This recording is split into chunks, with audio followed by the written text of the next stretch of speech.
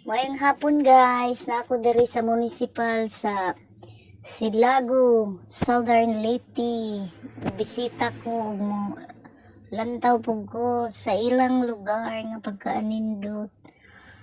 Padong diri sa Silago nagmotor minute guys. Kay para madali, pwede pun mag-van padong sa Silago para makita ang bukog ugang iskeleton sa balyena nga midagsa sa Silago sa baybayon sa Silago sa dagat.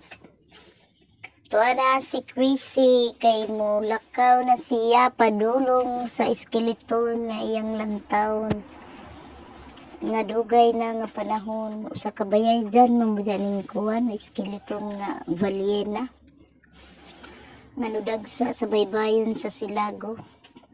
Na guys, ang kadagkog mga bukog. Tuwa na si Chrissy nagdupa-dupa na. Kay excited na mo tanaw si Chrissy sa balyena nga bukog. Hala, bira. Naglakaw-lakaw na si Chrissy pagkaanindot sa bukog lantawon arang kadako nga bukog. Uy, kumambamang gumakakitag bukog nga arang dako usa man sad kabaya dyan. Grabe man ang isda nga nudagsa sa baybayon. Arang kadako guys. For the first time nakakita kog skeleton nga arang dako kadako nga isda. Ako kahibaw og kanus ani midagsa. Dugay naman siguro ni nga panahon karon lang nako masabti nga noadto kog Silago mao nang no suroy gajud ko guys kay naa gajud ko no iskeleton nga arang dako nas Chrissy nag-smile si Chrissy kay nalipay siya nga nakakita sa iskeleton sa balyena. Nindot po ang ilang lugar diri guys sa Silago arang kahapsay hinlo po ang ilang lugar. Buotan po ang magbantay diri sa munisipyo. Mananghid man mi guys, ug musuroy mig lain-lain lugar. Nanghid mi og mag-video.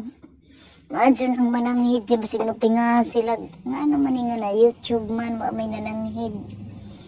Arang kadako sa iskeleton gajud. Mao pa jud ko kakitag iskeleton nga sa kabayajan. Arang kainit pag ari namo guys.